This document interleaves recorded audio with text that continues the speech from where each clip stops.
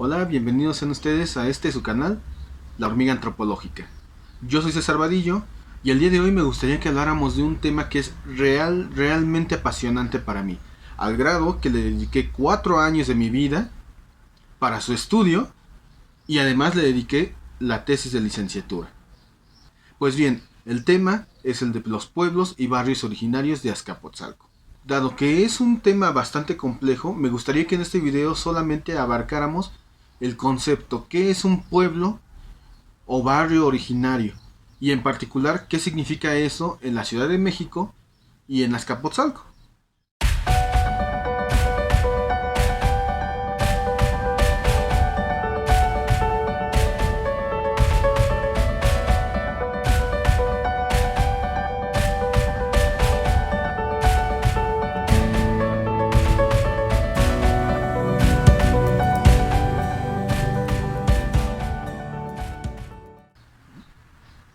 Pueblo o barrio originario es un concepto que surge a raíz del movimiento zapatista de 1994. Este concepto englobaba en un principio a comunidades indígenas originarias de todo el territorio nacional.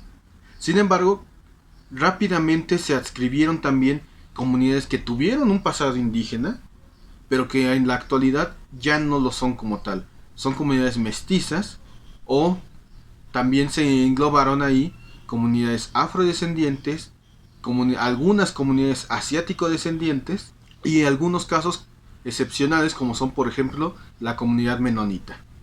Al poco tiempo, en la Ciudad de México dijeron, bueno, nosotros tenemos alcaldías con una tradición agrícola muy rica todavía en el presente, pero tampoco somos indígenas, pero nos podemos adscribir al concepto. Y entonces eso dio la apertura a que también fueran comunidades de la ciudad. Y en este caso, alcaldías que todavía tenían un poco de tradición rural, se adscribieron al nombre. Y también algunas, como las residentes en Azcapotzalco, o la Gustavo Amadero, o la delegación Cuauhtémoc, que están completamente urbanizadas, dijeron, bueno, nosotros hasta hace unos años todavía teníamos esta tradición rural. Ahora ya no por la cuestión urbana. Pero todavía tenemos una fuerte tradición, una rica vida comunitaria y tenemos el recuerdo y además la intención de considerarnos pueblos y barrios originarios. Y entonces rápidamente se les tomó también en cuenta. Ahora, ¿cuáles son las características que debe tener una comunidad para poder ser considerada pueblo o barrio originario? Pues bien, hay muchas características que pueden tomarse en cuenta. Sin embargo, podemos englobarlas en algunas características que van a estar presentes en prácticamente todos los pueblos y barrios originarios. Ahora, la primera característica que tenemos es la toponimia. Es decir, que tenga un nombre único, indígena o afrodescendiente en su caso, que esté en solitario o que esté adscrito a otro nombre cristiano, como puede ser en solitario, puede ser por ejemplo Nextengo, adscrito puede ser San Marcos Ixquitlán. La segunda característica a tomar en cuenta es la existencia, permanencia de organizaciones comunitarias tradicionales. Estas pueden estar presentes de diferente manera, como son por ejemplo las mayordomías, en las que conservan ese nombre, o pueden ser las comisiones de festejos, por ejemplo, pueden ser algunos consejos de ancianos o consejos de naturales, de nativos. Lo importante es que estas organizaciones tradicionales comunitarias sean eso, trabajen para la comunidad y sean tradicionales. A lo mejor ya cambiaron de nombre, pero todavía están presentes. La tercera característica que vamos a tomar en cuenta va a ser que tengan un pasado histórico que sea principalmente indígena. En su caso puede ser afrodescendiente, asiático descendiente o menonita, pero también puede ser mestizo o pueden ser directamente indígenas en la actualidad. Entonces, de preferencia, los pueblos y barrios originarios de preferencia deben tener este pasado rastreable hasta la época de la colonia o anterior. La cuarta característica que vamos a tomar en cuenta va a ser que tengan un calendario ceremonial anual. ¿A qué me refiero con esto? Me refiero a que van a tener ciertas fechas señaladas como de importancia para la comunidad. Estas fechas pueden ser, por ejemplo, el día de tequio o de trabajo comunitario, o pueden ser el día de la kermés, o principalmente el día, la festividad del pueblo o barrio. La quinta característica va a ser que tengan un circuito ceremonial religioso. ¿A qué me refiero? A que se combinen el calendario anual ceremonial con las organizaciones tradicionales y con el espacio.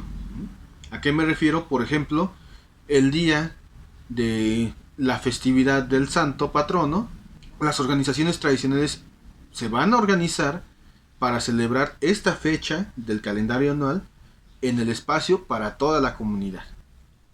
La sexta característica que vamos a buscar es que tengan un grupo de familias troncales. ¿A qué me refiero con esto? Son familias que tradicionalmente se les identifica como de la población, pero no solamente como de la población, sino que además la población, las organizaciones tradicionales están relacionadas muy fuertemente con estas familias.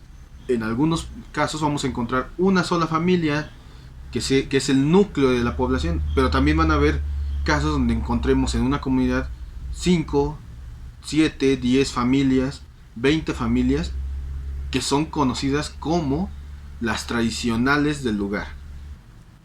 La séptima característica que vamos a buscar, y que además es la más importante de todas, es la conciencia de ser una entidad corporada. ¿A qué me refiero con esto? Pueden haber muchas comunidades que tengan estas características, pero que no se sienten parte de un pueblo o barrio originario. Si no está esta característica, simple y sencillamente no lo es. Sin embargo, podemos encontrar comunidades que hayan perdido casi todas sus características o todas sus características, pero siguen organizadas de alguna manera y siguen siendo conscientes de su existencia como pueblo o barrio originario. Y entonces estas comunidades pueden ser tomadas en cuenta como tal. Ahora, ¿cuál es la situación de los pueblos y barrios originarios en la Ciudad de México? ¿Pueden haber en la ciudad o no? La respuesta es sí. En la Ciudad de México sí pueden haber pueblos y barrios originarios, porque en su constitución, en la Constitución de la Ciudad de México, como en la Constitución de los Estados Unidos mexicanos y varios acuerdos internacionales que son vinculantes, o sea que obligan al gobierno a cumplirlos, ejemplo es el 169 de la OIT y el Convenio de Derechos Humanos de los Pueblos y Barrios Originarios, reconocen que estos pueden haber sido asediados, bombardeados por la urbanización, por los proyectos de desarrollo y de progreso, y pueden haber perdido muchas de sus características. Entonces, se reconoce que estos pueden existir aún en condiciones en las cuales hayan perdido todas o la mayoría de sus características, pero siempre deben de ser entidades corporadas. Deben de estar en proceso a lo mejor de reconstrucción de esas instituciones, de las organizaciones tradicionales, de sus circuitos ceremoniales, etc. Ahora, hasta hace muy recientemente, la Ciudad de México en 2017 reconocía 195 pueblos y barrios originarios. Sin embargo, en la actualidad, en enero del 2021, el padrón de pueblos y barrios originarios solamente reconoce a 141. Esta cantidad obviamente deja afuera, excluidos a varios pueblos y barrios que históricamente han sido reconocidos. Muchos son en el caso de las alcaldías más urbanizadas, como es la Gustavo Amadero, la Cuauhtémoc y Azcapotzalco. Ahora, en el caso ya de Azcapotzalco en particular, tenemos una de las alcaldías más ricas en diversidad de pueblos y barrios originarios. Azcapotzalco es una de las alcaldías más pequeñas. Estamos hablando de que es la quinta más pequeña en extensión territorial. Sin embargo, podemos encontrar que tiene una cantidad impresionante de pueblos y barrios originarios reconocidos y varios que están buscando su reconocimiento. Según la Gaceta Oficial de la Ciudad de México, del 12 de octubre del 2016, la alcaldía de Azcapotzalco reconoció la existencia de 33 pueblos y barrios originarios. Esta cantidad no es la misma que reconoce la Ciudad de México, por ejemplo. La Ciudad de México en Azcapotzalco solamente reconoce, según su padrón de enero del 2021, 11 pueblos y barrios. Y sin embargo, el conteo que realicé personalmente para la realización de la tesis, en conjunto con otras personas de los mismos pueblos y barrios originarios, el conteo que llegué a tener fue de 34 pueblos y barrios originarios, lo cual nos pone como cabecera en toda la Ciudad de México en existencia de pueblos y barrios originarios. Sin embargo, cada uno tiene una situación particular con respecto a la situación que está viviendo. Pues bien, ¿qué piensan sobre los pueblos y barrios originarios? Ustedes viven en uno. De mi parte les puedo comentar que vivo en un barrio originario de Azcapotzalco y pues que estoy muy orgulloso de eso. Al grado, como dije, que decidí estudiar ese tema para mi tesis de licenciatura. Coméntenme ustedes si viven en pueblos y barrios originarios, qué opinan del concepto, si quedó claro la explicación y cuál es la situación, si viven en un pueblo o barrio originario, cuál es su situación actualmente. ¿Se están viendo respetados sus derechos según la Constitución mexicana o según la Constitución de sus estados? Pues bien, si les gustó el video, les pido que compartan el video con otras personas, comenten abajo, que me dejen su pulgar arriba y si les gustó suficiente, bueno, pues que se suscriban al canal.